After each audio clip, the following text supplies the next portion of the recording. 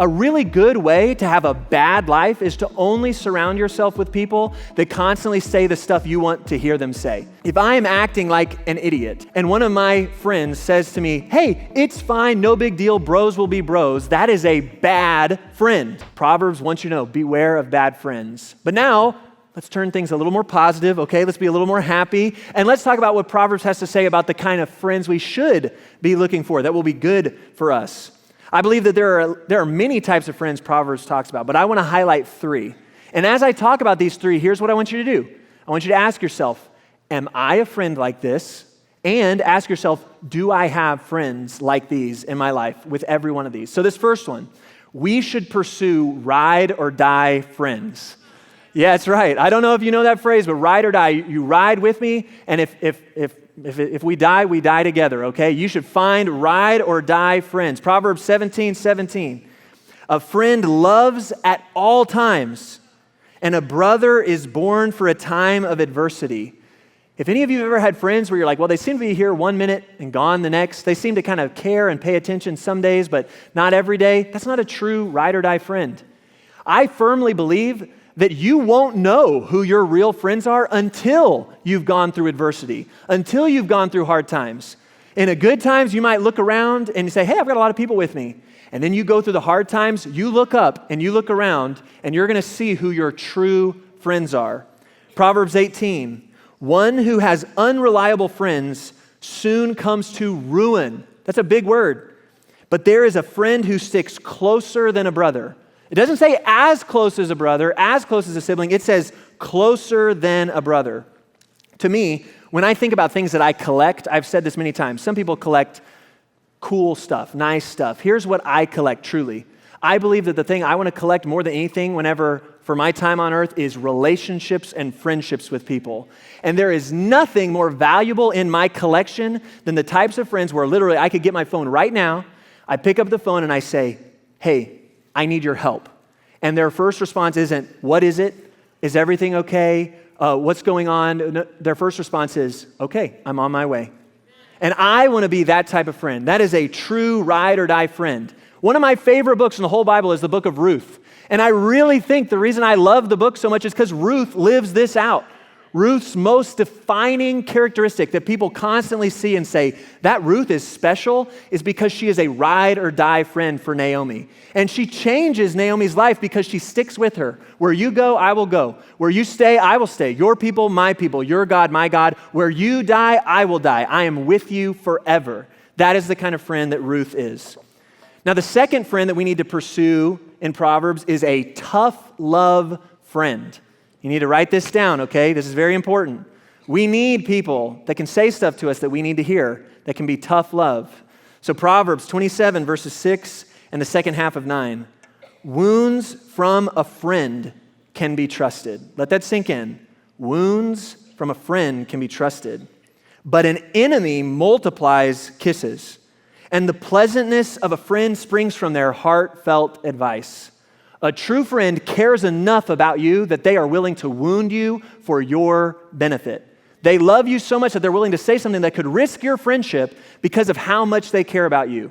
If I am acting like an idiot and one of my friends says to me, hey, it's fine, no big deal, bros will be bros, that is a bad friend.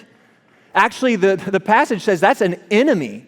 But a true friend will say, Drew, hold up, man, you're being an idiot. Don't say that. Don't do that. Hey, I don't think this is good for you. That's what a true friend would do. A really good way to have a bad life is to only surround yourself with people that constantly say the stuff you want to hear them say. Whenever we think about some of the most famous people in our world today and you see the stuff they do on the news or you hear the things they say and you're thinking, how did they say that? Why did they do that? You know what it is? They've only surrounded themselves with people who really want to be their friend. And so they're just going to say all the nice things. As it said in the Proverbs, they'll multiply kisses for these people. And no one is willing to say, hey, that was dumb. Don't do that. Don't say that. They're not willing to say that for them. Now, here's a teaching moment that I think we have to say. I'm not telling you be a ride or die friend or a tough love friend. That's not good. You've got to be able to find people who can do both. Because I think in our culture, we really celebrate people that are ride or die friends. If you look around, there's nothing that people celebrate more than like, dude, this is my guy. I'm with him forever. We're like sisters. We're so close. We do anything for each other. But in our culture, it's not very popular to say tough love.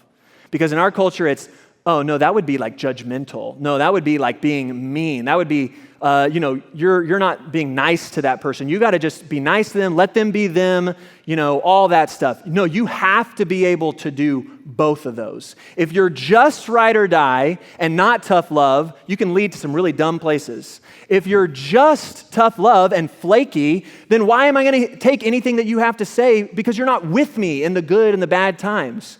One of my favorite, there's a great movie, and it's got a lot of complexity. It's got a lot of characters that are just so unique.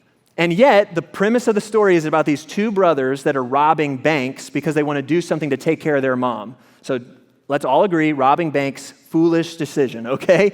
Way of the fools. But with that in mind, these two brothers, they're at a diner, and they're talking, and there's one brother that's kind of a little bit more moral. The other one's a little less moral.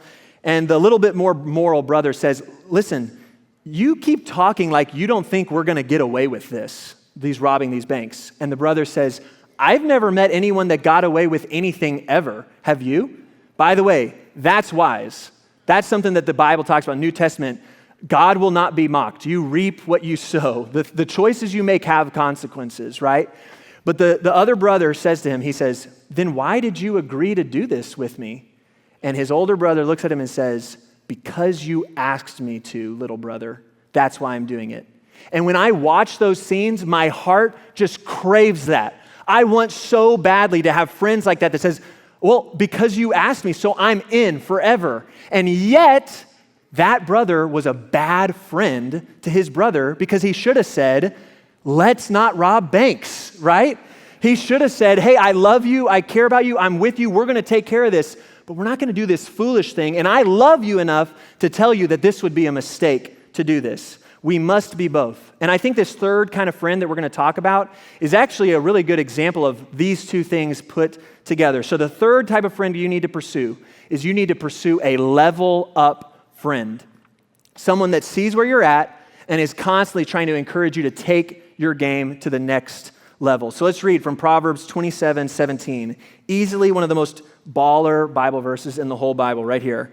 As iron sharpens iron, so one person sharpens another. I want y'all to look at this picture behind me. I don't know if any of you have ever sharpened a blade before on a bench grinder like this, but this is a dangerous thing. You need to wear eyewear. This guy in the picture probably should be wearing gloves because sparks are going to fly. You're literally taking a blade and this stone is spinning so fast that it's sharpening the blade. And I think if you could interview this blade after this process and say, so tell me, how was that? They're probably going to say, they're not going to say, it was amazing. I loved it. I had a blast. I'm so glad that happened. No, they're going to say, it was painful. It was tough. It was a lot of blood, sweat, and tears. But you know what? You know why we did this? Because I am now the best version of myself. I have been enhanced to be the kind of blade that can do what I was created for. And you and we're not going to be friends because we just found somebody and now we're friends. We're going to be friends because we forged a friendship through hard work, sharpening each other, each one of us taking effort. I'm going to put effort, you're going to put effort, so that we're constantly leveling up to be the people God created us to be. You need to have friends in your life who can look you in the eye and saying, hey, I care enough about you that how is your walk with Jesus going? Because we're going to try and level that up. I care enough about you to say, hey, how is that ethical issue you're facing at work? Because I care about you enough to level you up. Those are the kind of friends that you need to have.